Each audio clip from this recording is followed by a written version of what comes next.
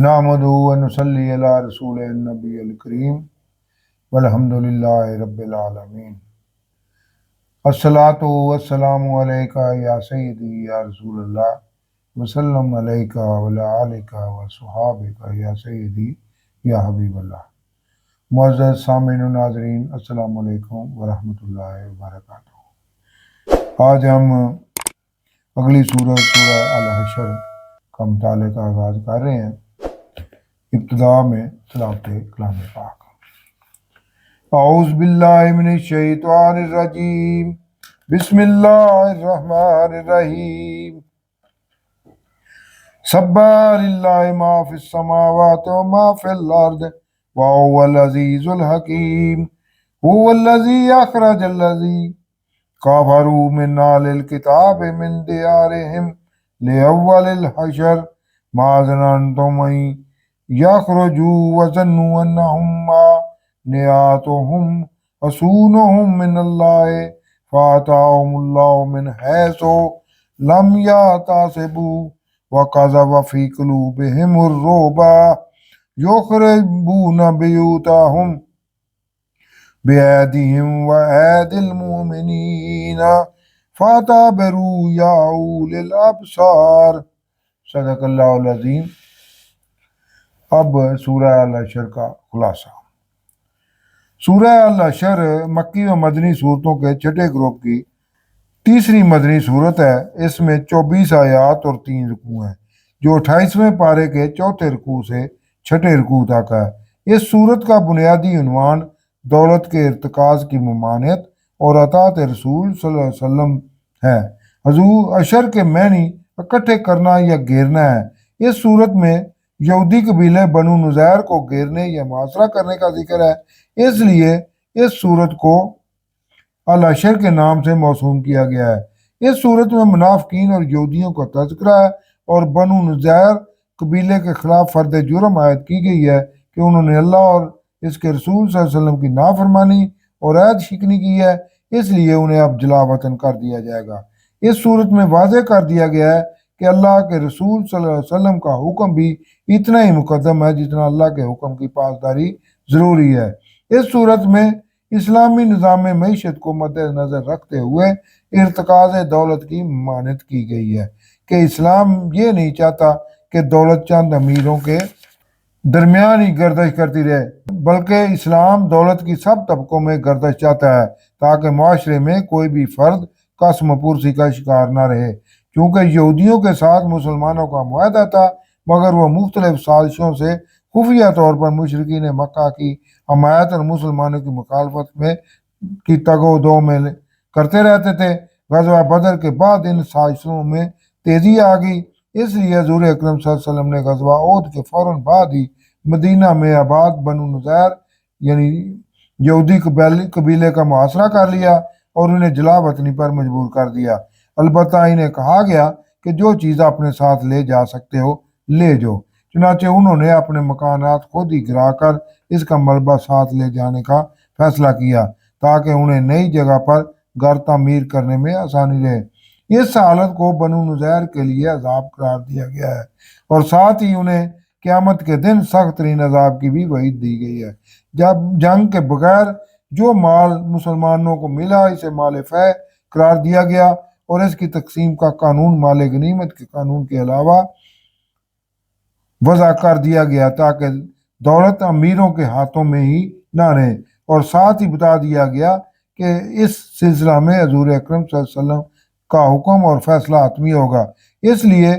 इस माल फ़ै में से किसी को हुज़ूर सल्लल्लाहु अलैहि वसल्लम कुछ देना चाहें तो वही लेना होगा, और अगर आप सल्लल्लाहु अलैहि वसल्लम किसी को मना कर दें तो इसे मना होना होगा। फिर अंसार मदीना की वुस्ते कल्बी की तारीफ की गई है जिस तरह उन्होंने मक्का से हिजरत करके आने वाले मुसलमानों को अपनाया और अपनी ज़रूरतों को पसे पुश्त डालकर इन महाजरीन से जो इसार और मोहब्बत का इजहार किया वो बेमिसाल है। इसके बाद मुनाफिकीन के यहूदियों से गठजोड़ की मज़म्मत की गई है और फिर तकवा इख्तियार करने और आखिरत की तैयारी की ताकीद है। कुरान करीम की क़ुव्वत तासीर को बयान करते हुए कहा गया है कि जब पत्थरों और पहाड़ों पर कुरानी कलाम असरअंदाज हो सकता है تو انسان کے لیے لمحہ فکریہ ہے کہ وہ اعلیٰ طریقے سے اس قرآن کے قلبی اثرات کیوں محسوس نہیں کر پا رہا۔ سورت کے آخر میں اللہ تعالیٰ نے اپنی حاکمیت کے ذاتی اور صفاتی اور اوصاف حمیدہ بیان کیے ہیں تاکہ انسان سمجھ جائے کہ توحید الہی پر ایمان لانے کے سوا کوئی چارہ کار نہیں ہے۔ یہ سورت کا مختصر سا جائزہ تھا۔ اب اس سورت کی تفسیر النور۔ یہ سورت چھٹے گروپ کی ایسی صورتوں میں سے ہے جن کا آغاز اللہ کی تسبیح سے کیا گیا ہے۔ اللہ کا ارشاد ہے کہ جو کچھ آسمانوں میں ہے اور جو کچھ زمین میں ہے سب اللہ کی تسبیح کرتے ہیں۔ ان صورتوں کو مسبحات بھی کہا جاتا ہے تسبیح کی وجہ سے، یعنی ہر چیز اللہ کی حکمرانی میں ہے اور وہ اللہ کے حکم کی پابند ہے کہ اللہ جو حکم دیتا ہے اس کی فوراً بجاوری کرتی ہے، اور وہی اللہ غالب حکمت والا ہے، یعنی تمام تر اختیارات ہونے کے باوجود اللہ اپنے اختیارات کمال حکمت سے استعمال کرتا ہے۔ چونکہ مدینہ میں آباد یہودی قبیلہ بنو نذیر کا گٹھ جوڑ مشرکین مکہ سے تھا اور وہ آئے دن مسلمانوں کے خلاف سازشیں کرتے رہتے تھے جس سے اہل ایمان میں پریشانی بڑھ رہی تھی، تو اللہ نے اپنے اختیارات کا کمال حکمت سے استعمال کیا کہ وہی ہے جس نے اس کافر اہل کتاب یعنی بنو نذیر قبیلہ کے یہودیوں کو ان کے گھروں سے بغیر جنگ کیے ان کے پہلے عشر کے لیے نکال دیا، یعنی حضور اکرم صلی اللہ علیہ وسلم کی مکہ سے ہجرت اور مدینہ تشریف آوری کے وقت مدینہ میں 3 یہودی قبائل بنو قینقاع، بنو قریظہ اور بنو نذیر تھے۔ حضور اکرم صلی اللہ علیہ وسلم نے آتے ہی ان تینوں قبائل سے جنگ نہ کرنے اور ایک دوسرے کی مدد کرنے کا معاہدہ کر لیا تھا، لیکن ان قبائل نے معاہدے کی پاسداری نہ کی اور جنگ بدر کے فوراً بعد بنو قینقاع کو مدینہ سے نکال دیا گیا، جس کے بعد بنو نذیر نے سر اٹھانا شروع کر دیا اور اس قبیلے کے سردار کعب بن اشرف نے باقاعدہ مشرکین مکہ کو مسلمانوں پر مدینہ منورہ میں حملہ آور ہونے کی دعوت دی اور ان سے ان کے حملے کے دوران ان کی مدد کا وعدہ بھی کر لیا۔ اس بدعہدی کی وجہ سے 3 ہجری کو حضور اکرم صلی اللہ علیہ وسلم نے جب ان کی بستی کا محاصرہ کیا تو انہوں نے چند دن ہی محصور رہنے کے بعد بغیر جنگ کیے مسلمانوں کے آگے ہتھیار ڈال دیے۔ حضور اکرم صلی اللہ علیہ وسلم نے ان کی جان بخشی کر دی اور انہیں مدینہ سے نکل جانے کا حکم دیا۔ اسی طرح تیسرا قبیلہ بنو قریظہ کو بھی جنگ خندق کے بعد 5 ہجری کو مدینہ سے بے دخل کر دیا گیا اور مدینہ یہودی بستیوں سے پاک ہو گیا، اور فاروقی عہد خلافت میں تمام عیسائیوں اور یہودیوں کو خطہ عرب سے ہی نکال دیا گیا۔ اے اہل ایمان، تمہیں خیال تک نہیں تھا کہ وہ اتنی آسانی سے نکل جائیں گے، اور وہ یہودی بھی سمجھتے تھے کہ ان کے قلعے انہیں اللہ سے بچا لیں گے، مگر اللہ نے ان کو وہاں سے نہ آ لیا جس کا انہیں گمان بھی نہ تھا، اور ان کے دلوں میں اللہ نے اہل ایمان کا رعب ڈال دیا کہ وہ اپنے محفوظ بنائے گئے قلعوں میں بھی خود کو غیر محفوظ سمجھنے لگ گئے، اور ڈر اور خوف کے مارے وہ اپنے گھروں کو خود ہی تباہ کرنے لگ گئے، اور اہل ایمان کے ہاتھوں سے بھی حضور اکرم صلی اللہ علیہ وسلم نے کمال حکمت عملی اپنائی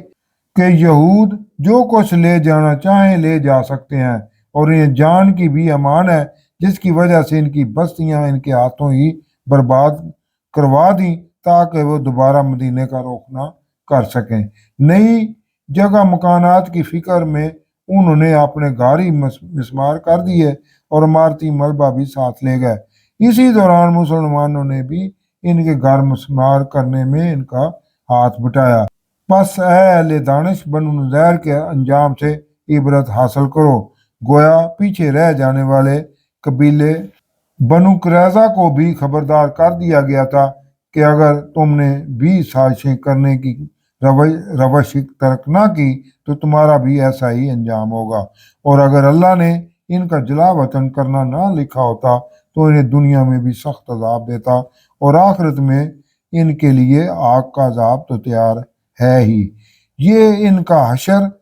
اس لیے ہوا کہ انہوں نے اللہ اور اس کے رسول صلی اللہ علیہ وسلم کی مخالفت کی، اور جو اللہ کی مخالفت کرتا ہے تو اللہ سخت سزا دینے والا ہے۔ مومنوں، جو تم نے جنگی حکمت عملی کے تحت درخت کاٹ ڈالے یا ان کو اپنی جڑوں پر کھڑا رہنے دیا گیا تو یہ اللہ کے حکم سے ہوا تھا تاکہ وہ فاسقوں کو رسوا کرے یہودیوں نے اس آیت کا شان نزول یہ ہے کہ یہودیوں نے اپنی بستیوں کے ارد گرد باڑ کی شکل میں کھجور کے درخت اس طرح لگائے تھے کہ جن میں سے گزر کر حملہ نہیں کیا جا سکتا تھا۔ تو حضور صلی اللہ علیہ وسلم نے راستہ بنانے کے لیے کچھ درخت کاٹنے کا حکم دیا تھا، جس کی وجہ سے یہودی اہل ایمان کو پھلدار درخت کاٹنے پر ہدف تنقید بنا رہے تھے۔ تو اللہ نے ان کی تنقید کا جواب دیتے ہوئے یہ آیت نازل کر دی کہ اہل ایمان نے جو یہ درخت جنگی حکمت عملی کے تحت کاٹے ہیں وہ اللہ کی مرضی سے کاٹے گئے ہیں۔ اور جو مالف ہے، اللہ نے اپنے رسول صلی اللہ علیہ وسلم کو ان بنو نذیر سے بغیر جنگ کے دلوایا ہے، اس میں اے اہل ایمان تمہارا کوئی حق نہیں ہے، کیونکہ تم نے ان پر گھوڑے نہیں دوڑائے اور نہ ہی اونٹ، لیکن اللہ اپنے رسولوں کو جس پر چاہتا ہے تسلط دے دیتا ہے، اور اللہ ہر چیز پر قادر ہے۔ اس سے پہلے مال غنیمت کی تقسیم کے لیے واضح احکامات نازل کیے جا چکے تھے۔ مال غنیمت اس مال کو کہتے ہیں جو باقاعدہ جنگ کر کے دشمن کا مال قابو میں لے لیا جائے، جبکہ مالف ہے وہ مال ہے جو دشمن سے بغیر جنگ کیے حاصل ہو جائے۔ اس سے پہلے مالف ہے کی تقسیم کا کوئی حکم نازل نہیں ہوا تھا، اور اہل ایمان اسے بھی مال غنیمت کی طرح تقسیم کرنے کے لیے حضور اکرم صلی اللہ علیہ وسلم پر زور دے رہے تھے، لیکن اللہ نے بتا دیا کہ بنو نذیر سے حاصل ہونے والا مال اور زمینیں مال غنیمت نہیں ہے۔ اس مال کو کیسے تقسیم کرنا ہے؟ اس کا طریقہ یہ ہوگا کہ جو مالف ہے دلا دے اپنے رسول کو بستیوں والوں سے، تو وہ اللہ اور اس کے رسول کے لیے ہے، یعنی بیت المال میں جائے گا جسے حضور تقسیم کریں گے، رشتہ داروں اور یتیموں اور مسکینوں اور مسافروں کے لیے،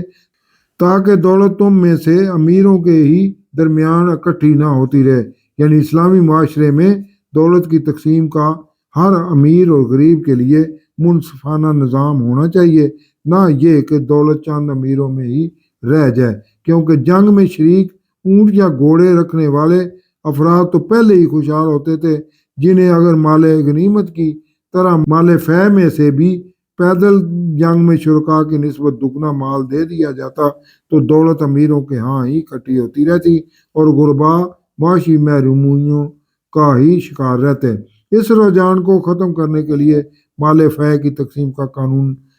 نازل کر دیا گیا کہ اس تقسیم میں حضور اکرم صلی اللہ علیہ وسلم کا حکم ہی حتمی ہوگا۔ اس لیے جو کچھ رسول اللہ صلی اللہ علیہ وسلم تمہیں دے دیں وہ لے لو، اور جیسے روک دیں اسے روک دو، اور اللہ کا تقوی اختیار کرو، بے شک اللہ سخت سزا دینے والا ہے۔ مال فے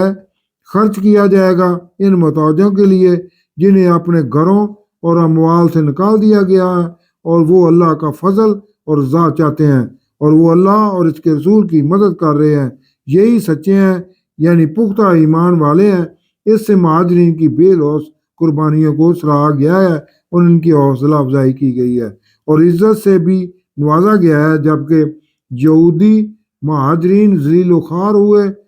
انصار کی صفت کیا ہے؟ اور ان کا بھی حصہ ہے جو اپنے گھروں یعنی مدینہ میں آباد تھے، اور اہل ایمان بھی تھے، ان کے پاس جو ہجرت کر کے آتے ہیں ان سے محبت کرتے ہیں اور اپنے سینوں میں کوئی حاجت نہیں رکھتے کہ جو کچھ بھی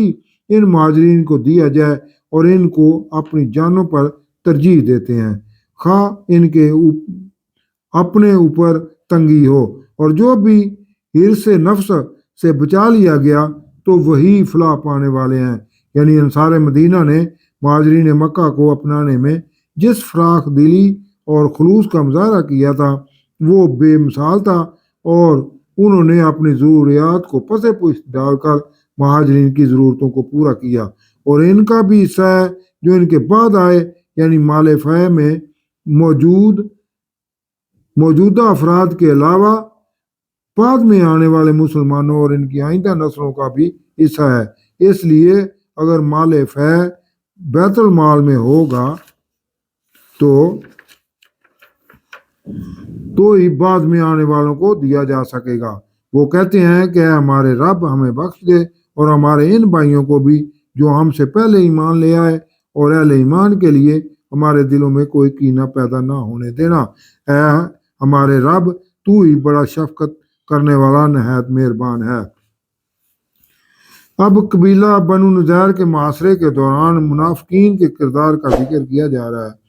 کیا تم نے منافقوں کو نہیں دیکھا جو اپنے اہل کتاب کافر بھائیوں سے یہ کہتے ہیں کہ اگر تمہیں مدینے سے نکالا گیا تو ہم بھی تمہارے ساتھ ہی نکل جائیں گے اور تمہارے بارے میں کبھی کسی کا کہا نہیں مانیں گے، اور اگر تمہارے ساتھ جنگ کی گئی تو ہم تمہاری مدد کریں گے، مگر اللہ گواہ ہے کہ وہ منافقین جھوٹے ہیں، کیونکہ اگر وہ یہودی نکال دیے گئے تو یہ منافقین کے ساتھ نہیں نکلیں گے، اور اگر ان سے جنگ کی گئی تو پھر بھی یہ ان کی مدد نہیں کریں گے، اور اگر مدد کریں گے تو پھر بھی پیٹ پھیر کر بھاگ جائیں گے، پھر ان کی مدد نہیں کی جائے گی۔ اے اہل ایمان، تمہارا ڈر ان یہودیوں کے دلوں میں اللہ سے بھی بڑھ کر ہے، یہ اس لیے کہ یہ ناسمجھ قوم ہے، یعنی یہودی اتنے کم عقل ہیں کہ وہ اللہ سے ڈرنے کی بجائے انسانوں سے ڈرتے ہیں۔ یہ سب اکٹھے ہو کر بھی تم سے نہیں لڑ سکیں گے، مگر بستیوں کے قلعوں میں یا دیواروں کے پیچھے چھپ کر، یعنی یہ دور جنگ کرنے کی بجائے سازشیں ہی کرتے رہیں گے۔ ان کے آپس میں ہی شدید اختلافات ہیں، خود غرضی کی وجہ سے یہ متعدد نہیں ہو سکتے، اور ان کے علماء ایک دوسرے کے پیچھے نماز پڑھنے کے لیے بھی تیار نہیں ہیں، تو انہوں نے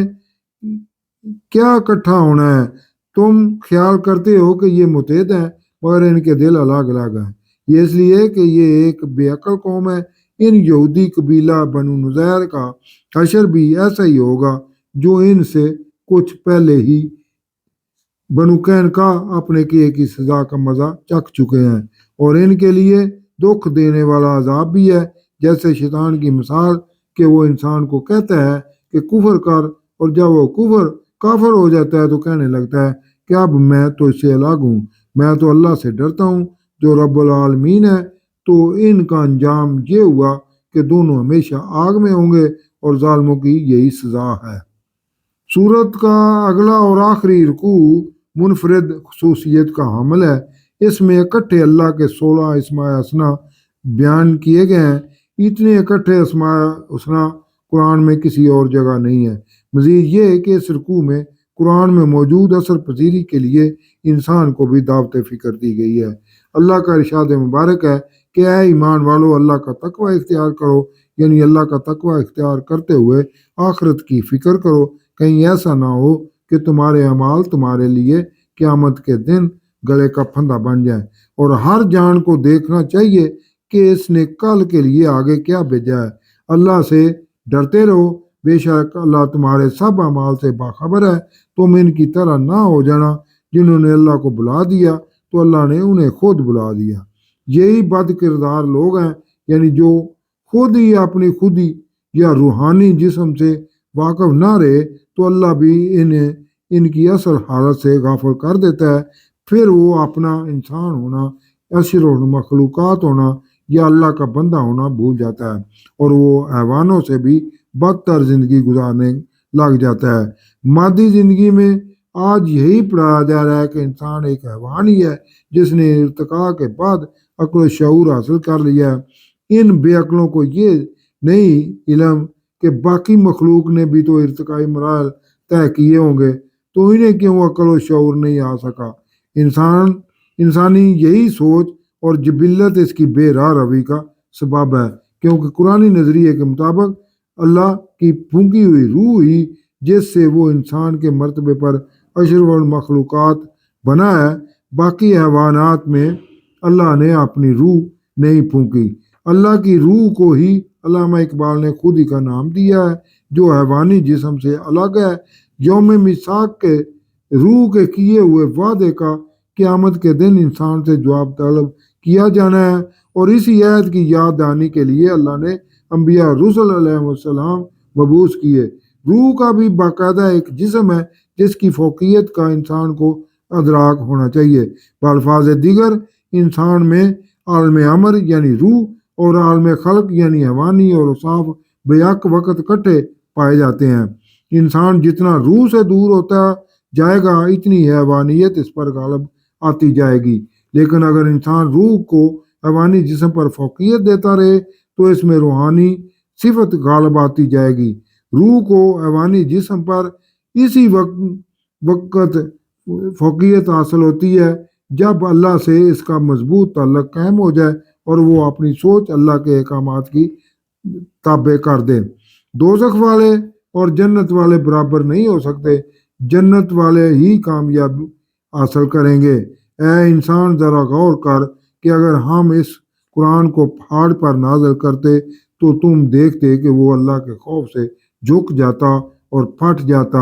یعنی قرآن کے کلام میں اتنی تاثیر ہے کہ پتھروں اور پہاڑوں پر بھی اس کا اثر ہو جاتا ہے اور وہ اپنے وجود کو اللہ کے سامنے نیست و نابود کر دیتے ہیں، جیسے اللہ کے نور سے کوہ طور ریزہ ریزہ ہو گیا اور موسیٰ علیہ السلام اس پہاڑ پر ہی پڑی، اللہ کی تجلی کتاب نہ لا سکے اور بے ہوش ہو کر گر پڑے۔ قرآن بھی اللہ ہی کی تجلی کا مظہر ہے اور اس کی اثر پذیری بھی پہاڑ پر پڑی تجلی جیسی ہے، یعنی یہ قرآن بھی پتھر سے پتھر دلوں کو موم کرنے کا اثر رکھتا ہے۔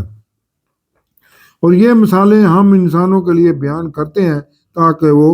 تفکر کریں کہ ان کے دلوں کو قرآن کی تاثیر محسوس کیوں نہیں ہو رہی، کیا ان کے دل پتھروں سے بھی زیادہ سخت تو نہیں ہو گئے؟ اللہ نے انسان کو قرآن کے بارے میں اس لیے دعوت فکر دی ہے کہ وہ اپنی سرکشی ترک کر کے اللہ کی طرف رجوع کر لے، کیونکہ وہی اللہ ہے جس کے سوا کوئی معبود نہیں ہے، پوشیدہ اور ظاہر کا جاننے والا ہے، وہ بڑا مہربان نہایت رحم والا ہے۔ وہی اللہ ہے جس کے سوا کوئی معبود نہیں، حقیقی بادشاہ ہے، نہایت پاک ہے، سلامتی دینے والا ہے، امن دینے والا ہے، حفاظت کرنے والا ہے، غلبے والا ہے، زور آور ہے، بڑائی والا ہے۔ اللہ پاک ہے جو وہ شرک کرتے ہیں، وہی ہے اللہ جو خالق ہے، نیا پیدا کرنے والا ہے، ہر ایک کی صورتیں بنانے والا ہے، اسی کے سب اچھے نام ہیں۔ آسمانوں اور زمین کی جتنی چیزیں ہیں اسی کی تسبیح کرتی ہیں اور وہی زبردست حکمت والا ہے۔ صدق اللہ العظیم۔